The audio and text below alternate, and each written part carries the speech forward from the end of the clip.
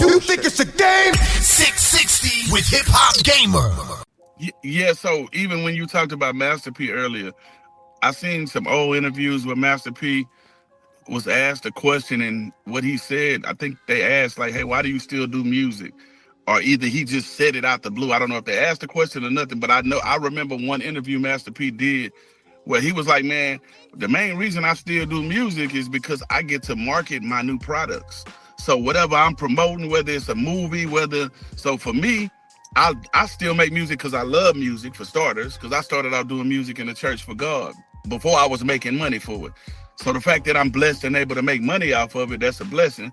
But I'd always do music if I didn't make money. So for me, when Master P said it, I'm like, that's dope, because a lot of artists, you know, they got classic records. Some don't make new music. They just tour off of their older records, and then some fans or critics or spectators be like, I don't know why you're making new music. Your old stuff is better than blah, blah, blah, you know. But the way I look at it, I get better and got better with time. Like, I don't digress. You can put me on the track with any artist from this year, new artist, and I'm not going to sound like a dated, you know, rapper. So I can real quick, dog, just to interject, I can confirm that. Yo, there's a joint you got, I think it's called Malfunction. Malfunction. I knew that's what you was going to say. Bro. Yeah. Bro, yo, Flip. I had to spin a chain on that, son. That Malfunction, dog. The beat, everything is crazy. Yo, I'm not sure if you've seen this movie because you say you like slasher stuff, but one of my favorite movies is 28 Days Later. So, yeah, 28 days later, 28 weeks later, 28 years later, I've seen all of them.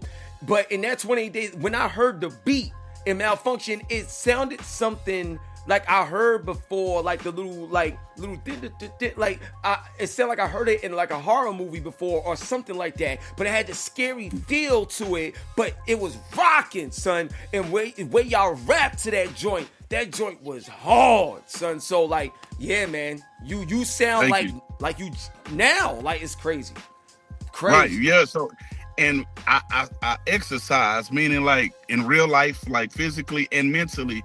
So me doing all those freestyles, rapping on a lot of different beats and tempos, that allowed me to be able to do a song with anybody. Because some artists, some rappers, that they ain't trying to, if you give them a beat that's too slow, I know a couple artists right now, if you give them a beat to rap on too slow, they go like, I can't do it, it's too slow. Or if you give them a beat that's too fast, they ain't gonna do it. So for me, it don't matter. I do techno, EDM, and all that. So like I was saying, like Master P said, basically, I utilize my music to promote what I got going on now. So the fact that I'm involved with H-Town Bingo, 3 bingo houses in Houston, we pay out the most money, $60,000 a day. We give away a car every 3 months. Like I bring talent there. I got my own Flips Corner.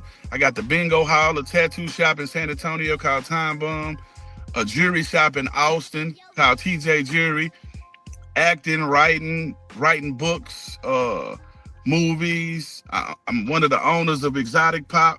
I got my own water. Oh wow! Oxygenated water. Like if you get drunk, you drink this, it sobers you up. You know what I mean? Official water. The Texans drink this. The football team in my city, the Texans. So, like, I got my hands in so much different stuff that I'm able to market this. My music is now. I'm still spitting pain and still teaching, but at the same time, I'm a walking billboard. So I get to promote the brands that I'm aligned with, like even for all the soldiers, because a lot of my family is military. I partnered up with a company called 3D Military, and I designed a jersey for the vets. On the back, it says, thank a vet. So anybody that's listening that served in the Army, military, you know, Marines, Navy, all of the Air Force, salute, thank you for serving. I designed the jersey. Go to 3dmilitarywear.com and you'll see the jersey that it says thank a vet.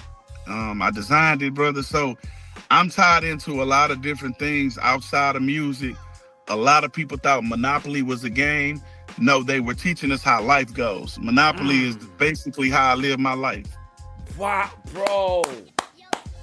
Bro, incredible. So, yo, first of all, like, I got a couple more questions, then we'll wrap it up. But I can't wait to finally link with you in person, bro. I'm just personally telling you, man, when I get a chance to link with you in person, man, yo, it's all the way up. I'm just so thankful and honored to know you, man. Seen you for so long, for so many years, but now to be able to chop it up with you, it is an honor, a pleasure, and I'm learning. This is incredible, bro. So, I got something for you. For you, dog.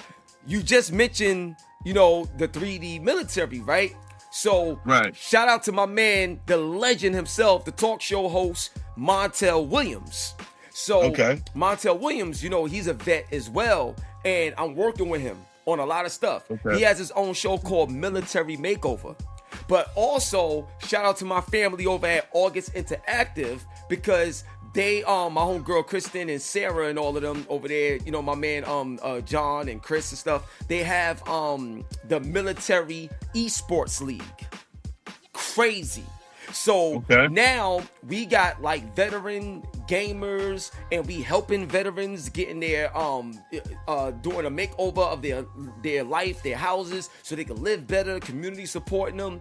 And with your Think of Vet and your jerseys, bro, we definitely gotta find a way to collaborate and make things happen. So I'm gonna be introducing you to some other major people in the military field, but it also ties to the video games as well. So, bro, just know we got a lot to talk about. But with your 3D military, with the veterans, Think of Vet, genius. No, genius, definitely, bro. My grandpa was in the army, my sister, cousins, and uncles. Like I moved military. Like I moved militant. You know what I'm saying? I moved military minded. You know what I mean? So that be the mind frame I'm on, man, creating these albums, traveling, you know what I mean? And I'm just keeping God in everything I do. I'm blessed, brother. Like, every day I wake up, I thank God. And, man, I just keep receiving blessings from all the seeds that I planted, man. So I don't take it for granted.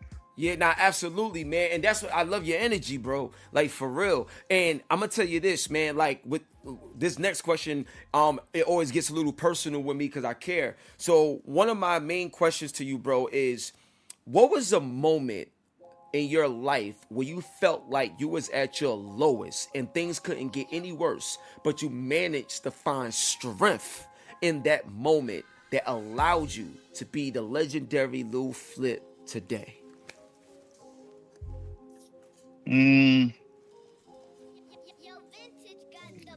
I really gotta say, I won't say it was my lowest, but at the age that I was, it was my lowest. Cause you know, like I'm a Jordan fanatic, tennis shoes, all that. Like it's a store in my neighborhood called Active Athlete. It was made in 1988, so I've been getting my tennis shoes from this store. I'm born in 81, so I've been getting my tennis shoes from Active Athlete since 1988. And I used to always get the Jordans early, what they call samples. So I would get the Jordans early, like a year early, 8 months early, 5 months early, and then I'll sell them a month before they come out to somebody and buy some more. But before, and that's when the, like I say, end of middle school, early, well, all of high school is like when I started getting those samples. But like before I started getting the samples and stuff is the pivotal moment where the Carmine Jordans came out, and I wore a size 8.5, like 8.5 or something like that. But if you wore a size 9, you got the ones with the suede. So the kids' shoes had leather on them, but the grown-ups had, you know, suede, and the side of the bubble popped out at the top. So I was telling my grandpa, I'm like, hey, man, I want the ones with the suede. It was like a $30 difference. And he like, man, you wear 8.5, you can fit them 8.5s, you better get them. Because back in my day, we used to wear Converse, and we spent $20 on shoes. I ain't finna spend no $150 on no tennis shoes. So I got the Jordans, but I ended up having to get the leather ones. That was the pivotal moment where I felt so low, because all the other people that wore size 9 had the suede, and I had the kids' shoes on, kind of like. And from that moment, I didn't like that feeling. I'm like, this is the last time anybody go tell me no when it's something that I want to buy. And so those Carmine Jordans is the moment that made me start taking music and business serious. So in middle school, I'm like, yeah, I'm finna really do this music. I'm finna take it serious. I'm finna be focused on my money, hustling. So I had multiple ways to make money, bro. And that was pretty low to me because them Jordans was so dope to me, man. And they was some tennis shoes. And you know, when you a kid, you know, you like material things more than you should. But as you get older, you know, obviously I don't love material things. I was taught that as a kid, but I liked it so damn much. So that was a low point for me. And that's why I'm Lil Flip right now, because my grandpa telling me no, it put me on go. Wow, bro. That is insane. Yo, Flip, I'm gonna tell you like this, bro, which is so crazy about that story. I have a gaming program, you know, called Playmakers, and I have it in many other schools out here in New York, right? And one of the kids, let's just say they was having a moment, right? Like they was really going through it. And I told them, you know, there's gonna be times where people tell you no, but what do you tell you? So the thing that I said, if people tell you no, okay, you tell yourself yes and go get it. Period. Yep. So what you just said, go ahead, bro. No, you're good. You go ahead. You was talking. Yeah, what's so crazy is like when I was talking to him in that moment, yo, bro, just like that, he never know, he didn't know that he could tell himself yes. He didn't even realize that he already had the power.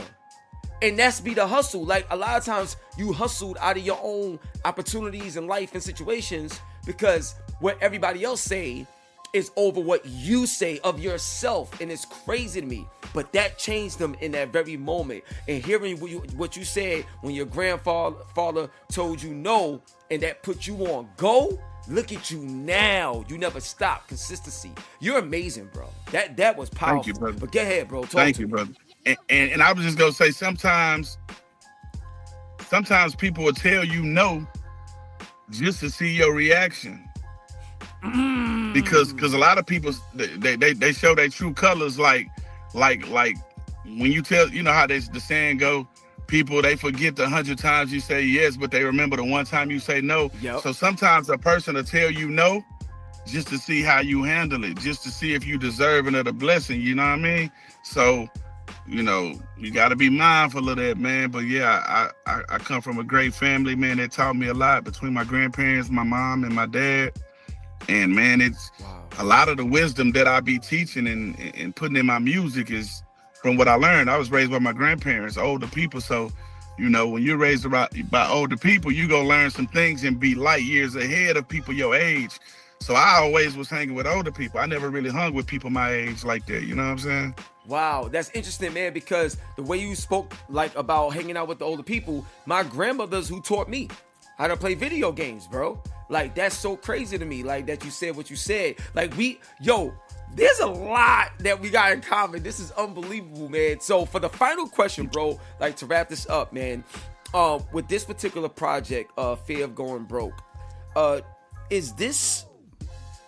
have you thought about taking this concept of the fear of going broke and not just leaving it as an album that you're coming out with, but maybe it's a book like Fear of Going Broke, the book, or maybe it is an actual TV show, Fear of Going Broke, the movie, whatever. Because I think something like this and the way this interview has been broken down, I think that it'll be a disservice to just only leave it in the music format, like with the Fear of Going Broke. I think there's things that people need to see through your lens with the concept of the fear of going broke. You know, I think there's things that people need to experience beyond just what they hear, but make them feel it like in a different way. What would you say to that in terms of your album becoming more than just music, in terms of how people can consume the fear of going broke? I'm definitely gonna do a book, as well as a movie. I got some I'm working on that's like storyline, you know, reminds you of the classic Streets is Watching, you know what I mean? So, and I'll leave it at that. If you know, you know. Yeah, that, bro, you ain't gotta say nothing. I know you know, yeah, but son, I'm speaking to the listeners. If you know, you know. Facts. Bro, you ain't gotta say nothing else. The fact that you said Streets is Watching If you never seen Jay-Z Streets is Watching, go watch that. Get you a DVD, go on YouTube and look it up, whatever. If you watch that, then you understand, especially in this modern day, in real life era, with the Twitch and chatting and stuff like that, bro, Flip, you could go crazy with that concept in this day and age, because I believe it'll hit just as hard as the Streets is Watching, maybe even more because of how social media are going to eat it up. So, bro, yo, listen, I'm telling y'all right now, give it up for the one and only, the Houston Texan himself, working with the company, working with the football team, got his own water, music, movies, games, boom shakalaka on the album, narrating it, Big Tim in the building, the one and only Mr. Game Over himself, Little Flip. It's an honor, man. Hey, thank you, brother. Thank you for making it happen, man. Bro. Shout out to Cooter Brown, Morris Lane, Tim Kitzrow, for linking us. Michael, everybody with the game, man, Global Gaming. Clinton Sparks is my guy, man. Get familiar, that's my bro. So I did a record with him on this album. So we all family. We all tied in, and we gonna make millions and billions in history and change lives and bring people with us, man. And help feed other people as well. Spread the generational wealth, man. Video game stuff going on. Mutant Football League 2. That be out. It's about to go down, baby. It's about to drop, baby. Mutant Football League 2. Get involved. By the time they hear this, it's out. It's gonna be out. Yeah, it's gonna be out already. Yep. Yep. So it's out, man. So I thank you, bro, for having me. Shout out to the whole East Coast, man. And thank any fan that ever supported me. To the artists and the promoters, anybody that want to book me, Instagram is the best way to hit me up. My manager info is in the bio. Lil Flip 713 is my Instagram. Follow me. And thank y'all for y'all support. I'll never ever sell my soul. God is great. R.I.P. DJ Screw. Yiddy. Let's get it. And we out of here, baby, on your Hot 9-7 every day. That's my word. God bless. Peace. Thank you, brother. You think it's a game? 660 with HipHopGamer.